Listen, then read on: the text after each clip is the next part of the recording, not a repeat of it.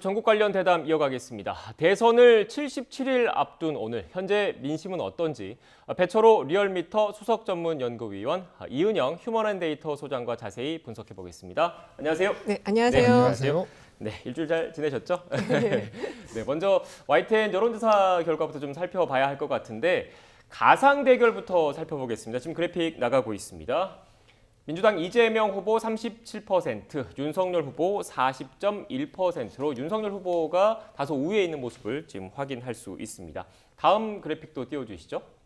네, 양자 대결 두 사람만 놓고 봤을 때는 윤석열 후보는 45.6%, 이재명 후보는 41.3%를 기록했습니다. 배철호 위원님, 일단 또 결과를 좀 살펴봐야 될 것 같긴 한데 이 다자 대결에서 두 후보의 이 지지율 격차가 오차범위 안으로 들어온 것. YTN의 정기조사가 시작된 이후 처음이지 않습니까? 네, 맞습니다. 네. D-100일부터 실시했고, 요 앞까지 4번 실시했고, 네. 지금이 5번째인데요. 오차 양 후보가 오차 범위 안으로 들어온 것은 처음이었습니다. 네.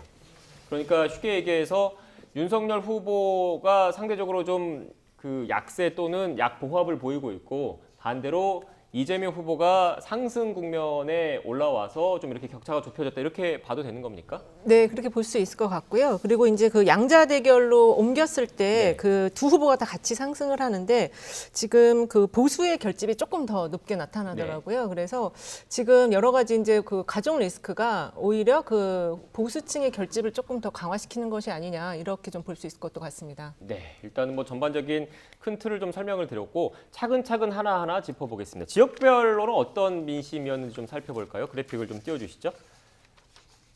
네, 일단 양자 대결일 경우에 지역별 표심을 좀 분석을 해봤습니다. 서울 같은 경우에는 48.2%, 윤석열 후보가 37.7%를 기록한 이재명 후보를 앞서고 있는 모습이었고요. 지금 보면 전반적으로 이재명 후보 같은 경우에는 호남 지역에서 좀 강세를 보이고 있는 모습이고 또 충청 지역에서도 그 윤석열 후보를 좀 앞서는 모습입니다. 어떻습니까?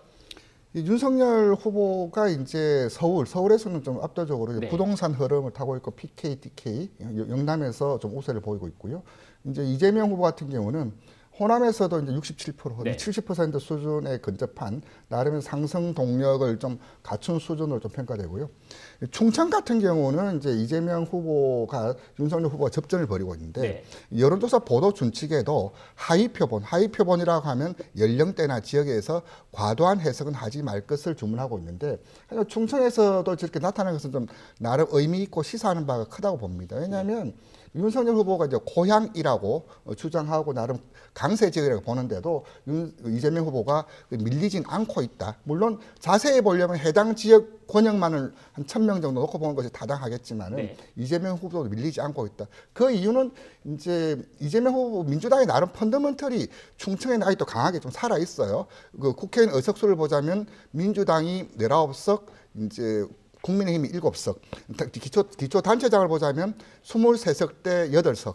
그런 펀더먼털이라든지 이제 조직력에서는 충청도 그 이재명 후보에게 굉장히 유리한 지역이다. 마냥 고향이라고 강세를 보이지만은 않는다. 그런 측면에서 충청에서도 이제 강세를 보이고 있는 점. 영남과 호남에서 북상하는 것이 이제 충청에서 섞이면서 전국적인 이제 판도, 구도가 완성되는데 이제 이번에 또 오차 범위 안에 들어온 것도 충청 표심의 영향도 적지 않이 작용했다. 그렇게 말씀드릴 수 있습니다. 네, 그러니까 좀 충청 지역 같은 경우에는 윤석열 후보의 부친이 충청 지역이 고향이지 않습니까? 그래서 그 어떻게 보면 연고를 좀 윤석열 후보가 강조를 했는데 이 지역에서 상대적으로 이재명 후보가 지금 뭐 선전을 하고 있다 네. 이런 분석을 해주셨습니다. 예. 반대로 다음 그 앞선 그래픽 다시 한번 좀 띄워주시겠습니까? 제가 조금 전에 이재명 후보의 그 기자 질의응답 생중계로 전해드렸을 때 혈안 관련된 언급 중에 나왔던 게 다주택자 중과 유예를 하자고 이재명 후보가 주장을 했었잖아요. 근데 거기에 대한 언급이 있었습니다. 이런 언급을 한 것 결국 지금 보시는 것처럼 서울, 인천, 경기 지역이 이 부동산과 관련해서 민감한 지역이잖아요. 그런데 네.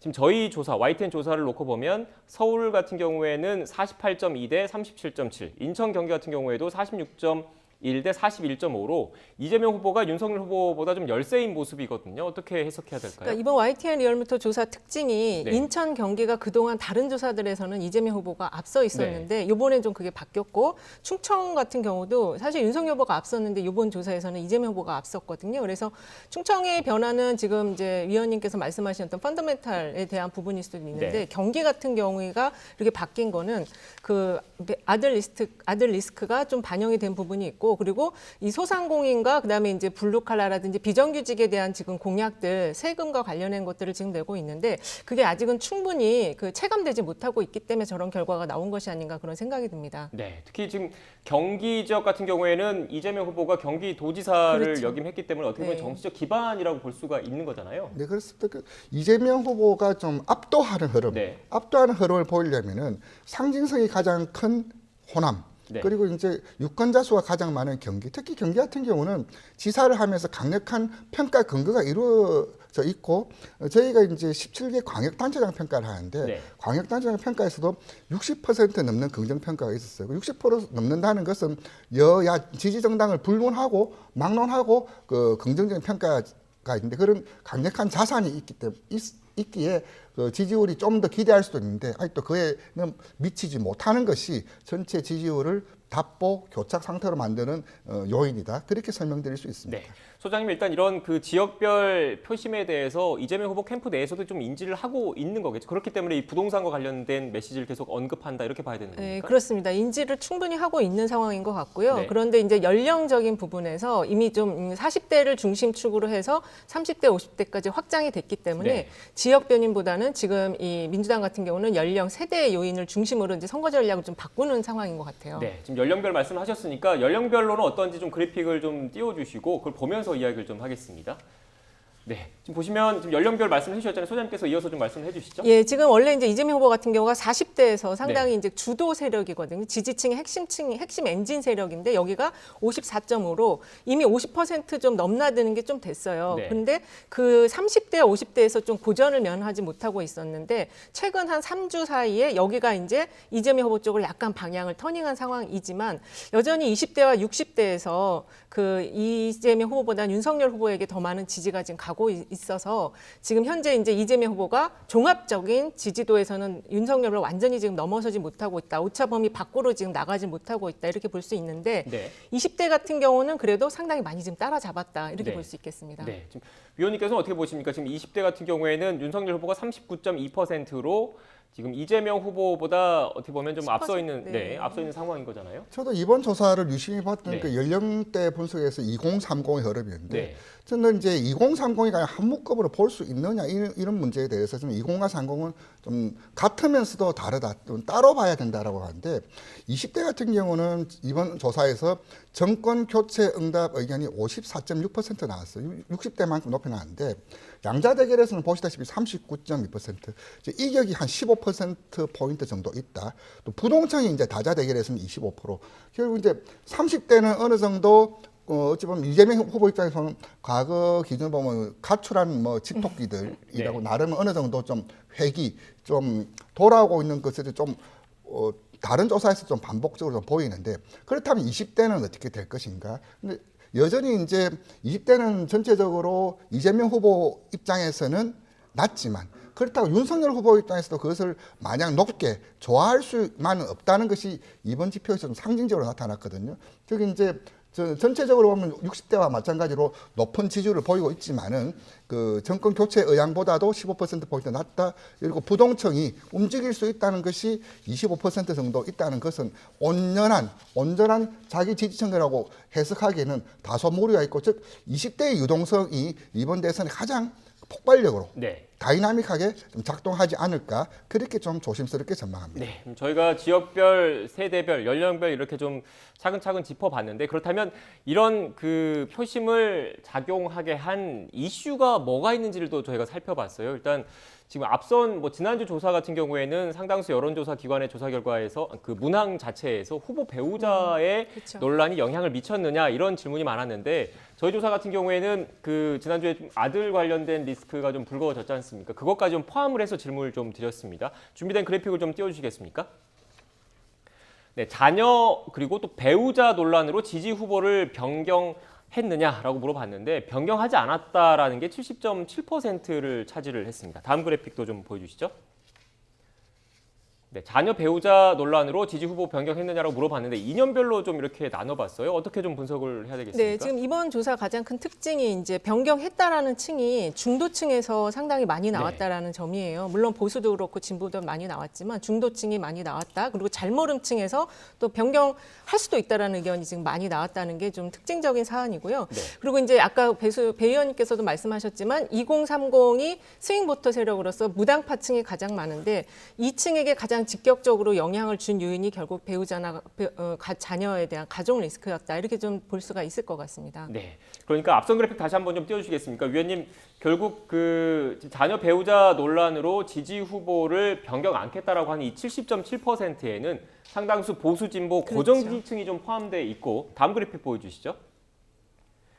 네, 이 그래픽을 보면 상대적으로 좀 바꿀 수도 있다라고 많이 답변을 하신 분들이 중도와 잘 맞습니다. 모름인 거예요. 그러니까 예. 결국 부동층에 아직 표심을 확정적으로 정하지 못하신 분들한테는 자녀 배우자 논란이 좀 영향을 미쳤다 이렇게 봐야 되는 겁니까? 네, 그래서 저기 이제 이념 성향에 네. 따라서 이제 각 응답 태도를 봤지만은 또 하나 지켜볼 것이 뭐냐면 지지 정당 없음 무당층 그리고 아직까지 후보를 결정하지 못했던 부동층의 의견인데요. 무당층에서 보자면 이미 변경했다는 의견이 15.0%, 할 수도 있다는 의견이 34%로 무당층에서는 50% 정도가 그런 지지 후보에 따라서 변경할 수 있다는 것을 좀 시사했고요.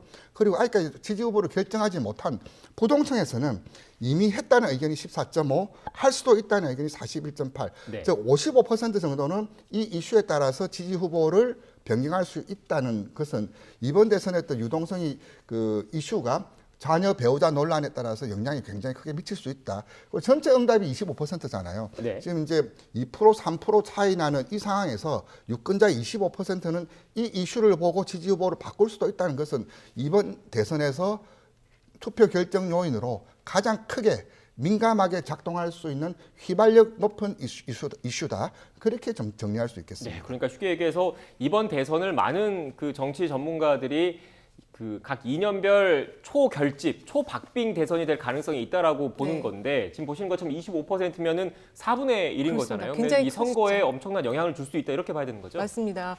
그리고 특히 이제 지금 최근에 최근 한 3주간의 이재명 후보의 지지율 상승세 흐름의 네. 중심이 중도 표심이 이동을 하면서 확장이 되어 왔거든요. 그런데 지금 이 아들 문제로 그 중도 표심이 바꿀 수도 있다. 특히 이번에 바꿨다라고 하는 게 학생층이 많더라고요. 네. 그래서 그런 부분이 좀 제동을 걸고 있다. 그리고 지금 이재명 후보가 그동안 이제 그 온라인 특히 이제 뭐 게임이라든지 주식이라든지 이런 쪽에 커뮤니티 가서 많이 그 노출을 하면서 소통을 하는 속에서 이 지지율의 상승을 모멘텀을 만들었는데 그게 좀 제동에 걸렸다라고 볼 수 있겠죠. 네, 일단 지금 뭐 후보 그리고 배우자 논란과 관련해서 표심이 어떤 영향을 미치는지를 좀 분석을 해봤는데 지금 이렇게 그 배우자 논란 그리고 자녀 논란이 계속 이어지고 있습니다. 그런데 오늘 송영길 민주당 대표가 아침에 이런 말을 했더라고요. 관련된 녹취를 좀 먼저 듣고 이야기 이어가겠습니다.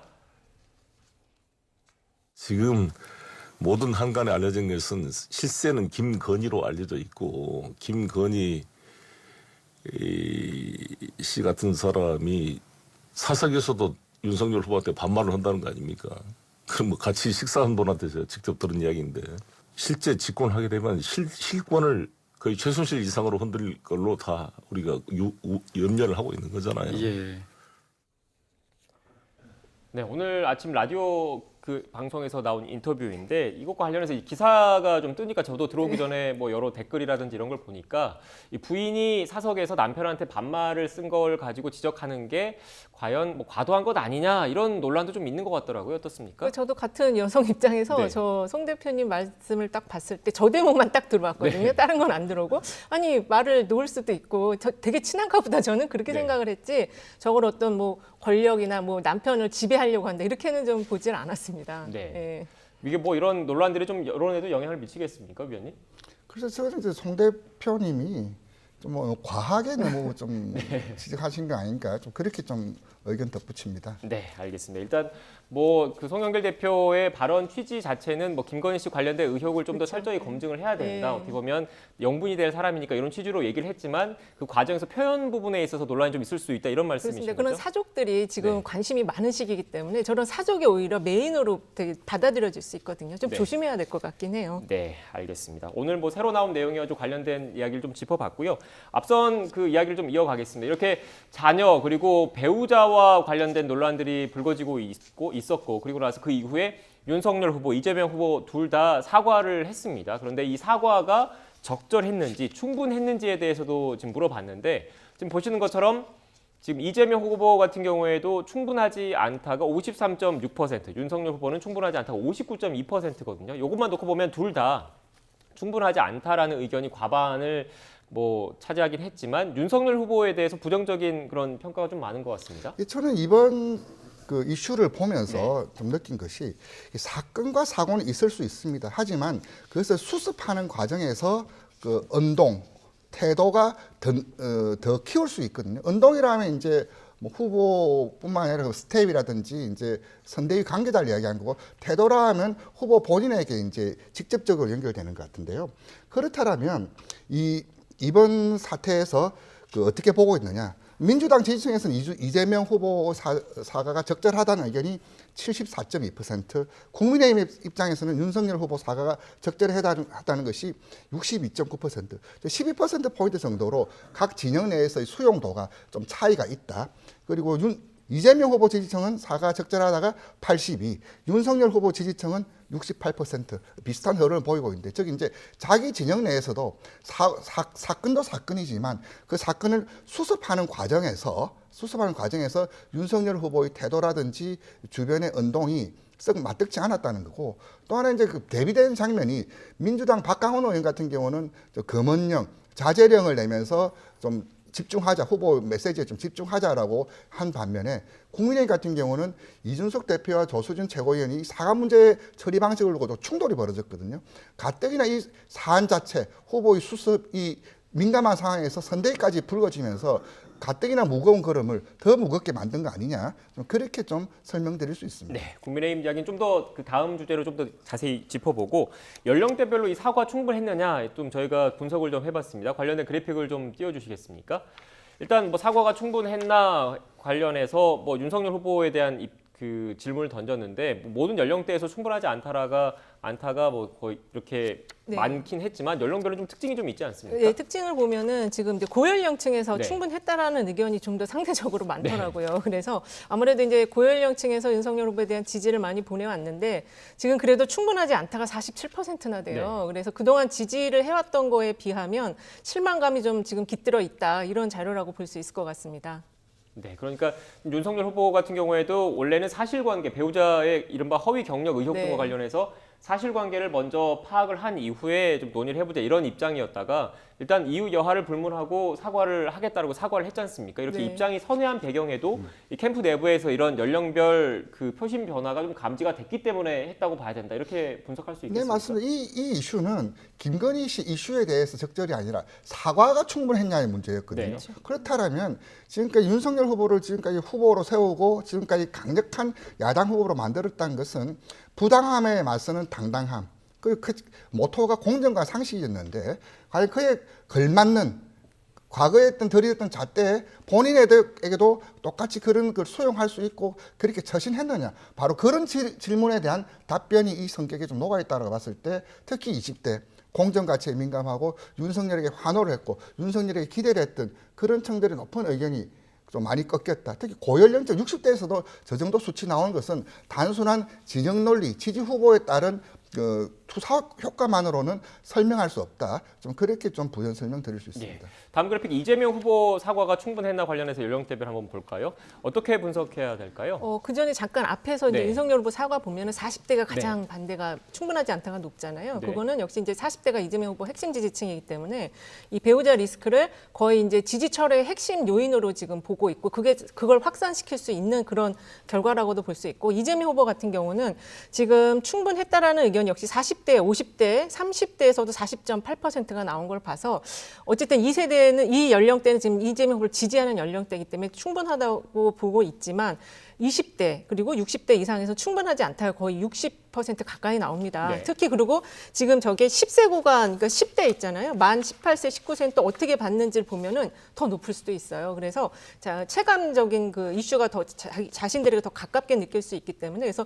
20대의 저러한 변화가 충분하지 않다라고 느끼는 게 저렇게 높다라는 거는 이재명 후보가 앞으로 이 세대에 더 많은 관심과 좀 뭔가 행동을 더 해야 된다라고 볼 수 있겠습니다. 한마디 덧붙이자면 갑자기 뭐 여의도에 때 아닌 사과 풍년이 들었다 뭐 그런 뭐 농담 아닌 농담이 들었는데 흔히 말 사과의 정치학이라고 할까요? 그것은 항상 구체적이어야 되고요. 그렇죠. 선제적으로 해야 되고요. 적극적으로 해야 되는데 아까 말씀드렸듯이 이재명 후보 지지층에서는 사과가 충분하다는 의견이 82%, 윤석열 후보층에서는 윤석열 후보 사과 적합했다는 의견이 68%. 지지층 내에서도 그런 명분, 각 지지층들이 윤석열 후보를 지지하게끔 하는 동력과 이 사안에 대한 설명력을 후보가 캠프가 제공해야 되는데 과연 이 지지층들의 지표가 각 후보들 캠프는 어떻게 해석하고 있을지 좀 궁금합니다. 네. 짧게 하나만 덧붙이면 지금 2030을 묶었다가 30대가 이재명 후보 지지하면서 20대가 이제 어디로 갈 거냐인데 네. 지금 10대 만 18세 19세도 여기가 한 100만 표 가까이 됩니다. 네. 그래서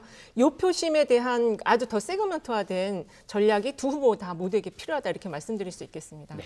일단 뭐 사과와 관련해서 그 사과의 정석은 결국 그 하는 사람 입장이 아니라 받는 사람 입장에서 하는 게 그렇죠. 사과의 정석이라는 이야기들을 많이 하지 않습니까? 네. 그런데 앞서 보신 이 여론조사 결과처럼 받아들이는 일반 유권자 국민 입장에서는 두 후보 모두 좀 충분하지 않았다라는 점을 각 캠프 그리고 후보 측에서 좀 되새길 필요가 있어 보입니다.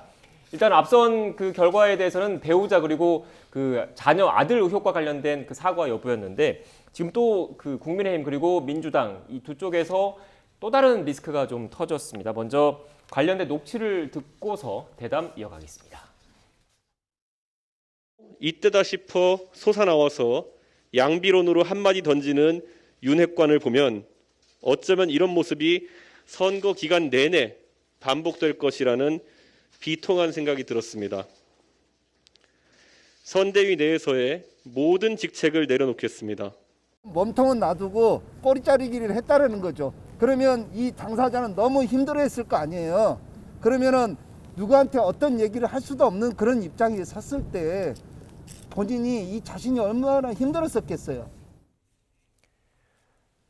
네, 앞서 녹취에서 들으셨던 것처럼 국민의힘 쪽에서는 이준석 대표가 선대위에서 모든 직책을 내려놨습니다. 그리고 지금 그 대장동 개발과 관련해서 실무 차원에서 좀 역할을 했던 김문기 성남도시개발공사 처장이 또 어제 숨진 채 발견이 됐습니다. 관련해서 유족분들의 그런 이야기를 좀 전해드렸는데 일단 하나하나 좀 짚어보겠습니다. 먼저 국민의힘 이야기가 좀 먼저 나와서 국민의힘 이야기를 해보면 지금 윤석열 후보가 그 이른바 국민의힘 후보로 선출되고 나서 컨벤션 효과를 누리면서 좀 지지율 상승 곡선을 이끌어 갔었는데 어느 순간부터 좀 하향 곡선을 가고 있습니다. 물론 윤석열 후보 배우자 그리고 여러 의혹들도 영향을 미쳤겠지만 선대위 구성 과정에서 이뤘던 잡음들도 좀 영향을 미쳤다라는 분석들이 많이 나오고 있더라고요. 어떻습니까? 네, 맞습니다. 그 컨벤션 효과가 잠시 있었죠. 근데 그것을 주춤거리게 만들었던 핵심적인 요인이 선대위 구성을 둘러싼 후보와 당대표 김종인 위원장의 갈등이었어요. 그것이 이제 전체적으로 발목을 잡았었는데 겨우 이제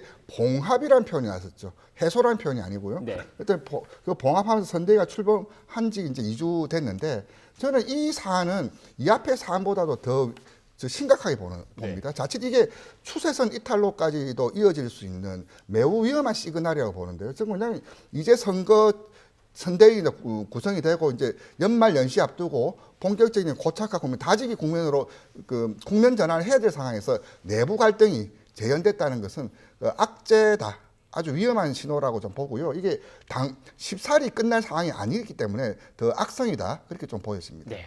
지금 민주당 상황은 어떻습니까? 이른바 대장동 관련된 리스크가 다시 불거지는 것 아니냐, 영향을 미치는 것 아니냐 이런 분석도 나오고 있는데 소장님께서는 어떻게 보십니까? 일단은 뭐 고인이 되신 분께 너무 안타까운 네. 마음이고요. 상당히 지금 보는 모든 민주당 지지자들도 굉장히 지금 힘들어할 것 같아요. 이 사안이 왜 이렇게 안 끝나는 건가? 빨리 특검을 통해서 확실하게 좀 깔끔하게 처리를 했으면 좋겠다. 이게 결국에는 다시 또 발목을 잡을 수 있거든요. 네. 선거 끝까지. 그래서 이 부분을 좀 빨리 특검으로 이 문제를 좀 해결하고 싶어 할 것 같습니다. 네, 알겠습니다. 여야 모두 지금 특검 도입에 대해서는 원론적으로 동의를 하고 있는데 이 세부 사항을 놓고 지금 협의가 잘 진행되지 않고 네. 있기 때문에 앞으로 또 어떻게 진행이 될지 좀 지켜봐야 할 것 같고요. 일단 전반적인 내년 3월 선거 이 성격 규정과 관련된 여론도 좀 질문을 좀 드렸습니다. 일단 이번 대통령 선거 프레임을 뭐로 보냐라고 질문 드렸는데 관련된 그래픽을 좀 띄워주시겠습니까? 일단 보시는 것처럼 그 야당에 의한 정권 교체 여론이 여전히 과반을 차지하고 있습니다. 그런데 제가 주목한 부분은 이 정권 교체 여론이 52.5%인데 윤석열 후보 제1야당의 대선 후보의 지지율은 여기에 미치지 못하고 있거든요. 어떤 영향이라고 봐야 될까요? 일단 그 구조적으로 봤을 때 야권에 의한 정권 교체가 정의당, 국민의당 등 다른 야권들도 포함되어 있어요. 다른 조사를 보면은 그 비중이 한 6에서 한 8% 정도 나오거든요. 일단 그런 점 하나, 또 하나는 이제 뭐냐면 높은 정권 교체에 대한 요구, 기대가 있음에도 불구하고 후보가 그러니까 그래서 온전히 좀 수렴하지 못하는 그런 측면, 두 가지 측면에서 첫 번째 구조적인 측면, 후보가 수렴하지 못하는 측면, 그 두 가지 요인으로 설명할 수 있겠습니다. 네, 그러니까 지금 52.5% 야권에 의한 정권 교체 여론에는 국민의힘 지지층 외에 뭐 국민의당, 정의당 여러 그 지지층이 포함된 수치이다. 민주당을 제외한 그 지지층의 수치다. 이렇게 봐야 된다는 겁니다. 그렇게 볼 수도 있겠지만 네. 지금 그 제3지대에 있는 정당과 후보들의 영향력이 지금 크지 않은 상황에서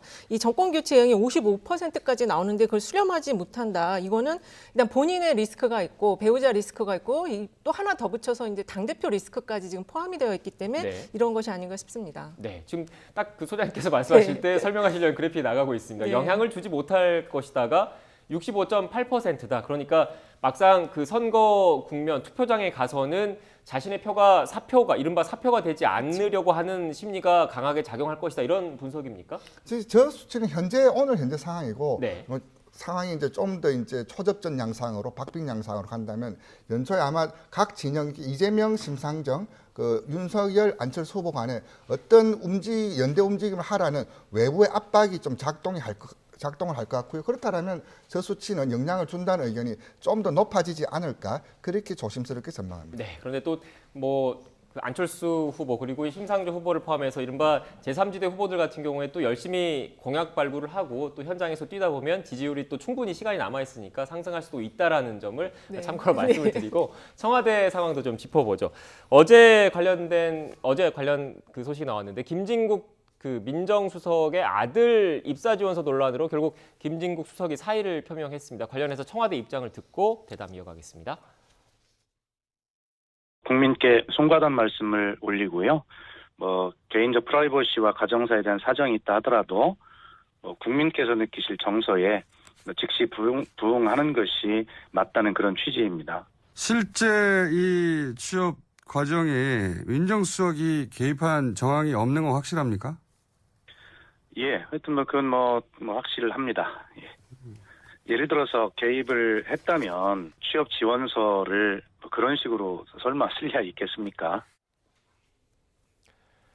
네, 내용을 좀 정리를 하면 그 관련된 의혹 보도가 한 방송에서 저녁 뉴스에서 나왔었고 그 다음 날 출근하자마자 지금 김진국 수석이 사의를 표명했고 또 바로 문재인 대통령이 사의를 수용을 했습니다. 이렇게 신속하게 사실관계, 의혹 보도, 사실 확인, 사과 그리고 사의 수용까지 이렇게 이루어졌는데 이렇게 신속하게 이루어진 배경 결국 이번 대선에서 공정이라는 화두가 표심에 큰 영향을 미치는 것이란 판단이 작용했다 이렇게 봐야 되는 겁니까? 네, 그렇게 볼 수 있습니다. 네. 왜냐하면 이제 윤석열 후보가 배우자 리스크로 공정이라는 이미지에 상당히 타격을 네. 받았거든요. 그래서 이제 그 부분을 신속하게 지금 반응형으로 리얼타임으로 지금 이제 대응을 취하고 있는 것 같은데 네. 그 아들 인터뷰도 나온 게 있었어요. 그걸 들어봤을 때는 어쨌든 조금 좀 안 됐다는 느낌도 동정론이 좀 형성이 되면서 20대에게 우리가 일자리라는 문제를 좀 더 많이 제공해주지 못한 거 아닌가 이런 전반적인 좀 반성도 좀 들더라고요. 네.